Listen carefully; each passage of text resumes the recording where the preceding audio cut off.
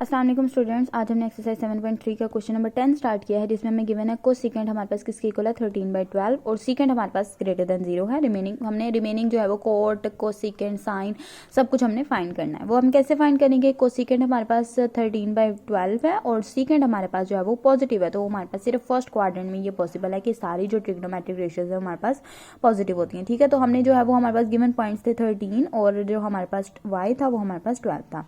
ठीक है, हमारे पास कोसेकेंट का फॉर्मूला होता है r/y। ठीक है, तो हमारे पास r और y हमें गिवन है, हमने पाइथागोरस थ्योरम से विच is equal to r² x² + y² होता है, हमने उससे अपनी x की वैल्यू निकालेंगे। x² = r² - y²। ठीक हो गया। x हमारे पास क्या हो जाएगा √r² - y²। r भी हमें गिवन है, y भी हमें गिवन है, उनका स्क्वायर रूट लेंगे तो हमारे पास x की वैल्यू आ गई।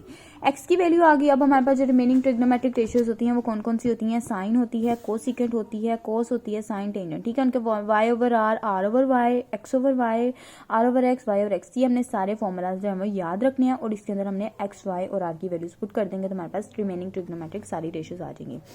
नेक्स्ट क्वेश्चन है find the values of the trigonometric in the. अब हमें डायग्राम्स गिवन है, पहले हमें एंगल्स गिवन थे, ठीक है, और ट्रिग्नोमेट्रिक रेशियोज गिवन थी। अब हमें डायग्राम्स गिवन है जिसमें हमारे पास ये वाली साइड हमारे पास बेस होती है और ये वाली साइड हमारे पास हाइपोटेनस होती है और ये परपेंडिकुलर होती है। ठीक है, तो हमें हाइपोटेनस भी गिवन है 4 और बेस भी हमें गिवन है, तो परपेंडिकुलर पाइथागोरस थ्योरम हमारे पास फॉर्मूला होता है परपेंडिकुलर का स्क्वायर प्लस बेस का square is equal to hypotenuse.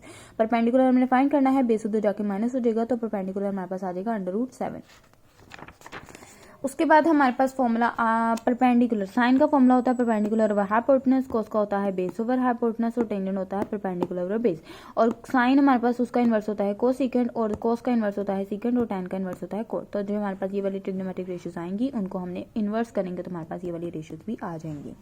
इसी तरह नेक्स्ट आपके डायग्राम गिवन है, ये बेस है, ये परपेंडिकुलर और ये हाइपोटेनस है हमारे पास गिवन है। हमने बस साइन का परपेंडिकुलर ओवर हाइपोटेनस, कोस हमारे पास बेस ओवर हाइपोटेनस, टेंजेंट हमारे पास परपेंडिकुलर ओवर हाइपोटेनस। हमारे पास ये वाली वैल्यूज हमें गिवन थी, हमने पुट कर दी और उनको इन्वर्स करेंगे तो हमारे पास ये रिमेनिंग ट्रिग्नोमेट्रिक रेशियोज आ जाएंगी। नेक्स्ट है find the values of the trigonometric function, do not use the calculator. अब हमने ट्रिग्नोमेट्रिक रेशियोज की हमें डिग्रीज में एंगल गिवन है, ट्रिग्नोमेट्रिक रेशियोज हमने उनको जो है वो आंसर बताना है विदाउट यूजिंग द कैलकुलेटर। तो 30 डिग्री को जब हम रेडियन में करते हैं तो हमारे पास क्या होता है π/180 के साथ हम मल्टीप्लाई करते हैं विच इज इक्वल टू π/6 हो जाएगा। तो टेंजेंट हमारे पास 30 डिग्री किसके इक्वल हो जाएगा? टेंजेंट π/6 टेंजेंट हमारे पास 1/√3 के इक्वल होता है। इसी तरह टेंजेंट 330 हमारे पास क्या हो जाएगा 360 - 30। ठीक है, 360 पे हमारे पास टेंजेंट क्या होता है और 360 पे हमारे पास जो एंगल होता है हमारे पास 2π होता है और 30 पे हमारे पास π/6 होता है।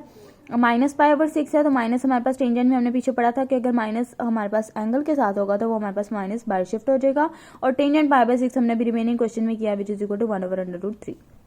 इसी तरह सीकेंट का फाइंड करेंगे, सीकेंट हमारे पास 36 -30 करेंगे और 2π और उसके बाद -π/6। सीकेंट में हमारे पास जब माइनस होता है हमारे पास पॉजिटिव हो जाता है और π/6 हमारे पास 2/√3 होता है सीकेंट का। नेक्स्ट है हमारे पास कोट π/4 हमारे पास 1 के इक्वल होता है और कोस हमारे पास 2π/4 हमारे पास माइनस कोस π/3 होता है which is equal to 1/2। Cosecant हमारे पास होता है 2π/3। ठीक है, क्वेश्चन में गिवन है 2π/3 में से हमने 2 जो है वो खत्म कर देंगे तो हमारे पास आ जाएगा cosecant π/3 which is equal to 2/√3। अब टेंजेंट हमारे पास है -9 π/4, -9 का मतलब है कि उसको -8 और -π की फॉर्म में लिख सकती हूँ तो हमारे पास ये फॉर्म में आ जाएगा 2π/-π। ठीक है, तो टेंजेंट माइनस हमारे पास बाय शिफ्ट हो जाएगा, टेंजेंट पाई हमारे पास 0 हो जाएगा। इसी तरह कोस है हमारे पास -5π/6 माइनस बाय शिफ्ट हो जाएगा। इसी तरह कोस हमारे पास है π/6 मतलब -√3/2। साइन हमारे पास, अच्छा एक और चीज हमारे पास वी नो दैट हमारे पास 2k π, अगर हम 2θ को किसी भी फॉर्म में मतलब 2θ जो 2π होगा हमारे पास वो हमारे पास 2π की फॉर्म में अगर हम किसी भी एंगल को करेंगे ना, जैसे ये देखिए मैंने किया था 2π -π/6, तो जो पाई है वो हमारे पास खत्म हो जाता है, 0 के इक्वल आ जाता है प्लस थीटा हमारे पास जो रिमेनिंग रह जाता है। ये जैसे हमने किया है 2π -θ। ठीक है, ये हमारे पास 2π तो 0 हो जाएगा और जो हमारे पास ये वाली डिग्री होगी ना इसका हमने जो है वो थीटा फाइंड करना है। ठीक है, ये वाला क्वेश्चन भी इसी तरह किया है, हमने किस फॉर्म में किया 2kπ। ठीक है, पाई वाली टर्म्स हमारे पास 0 हो जाएगी 2π वाली और जो रिमेनिंग टर्म्स है उसका हमने एंगल फाइंड करना है। ठीक है, इसी तरह ये भी हमारे पास इसी तरह है और हमने इसको जो है वो फाइंड कर लिया और जो कोट है वो हमारे पास किसके इक्वल हो जाता है, कोट 7 को हम लिख सकते हैं पाई प्लस पाई बाय 6, तो हमारे पास कोट पाई 0 हो जाएगा और जो हमारे पास पाई बाय 6 है वो हमारे पास √3 होता है।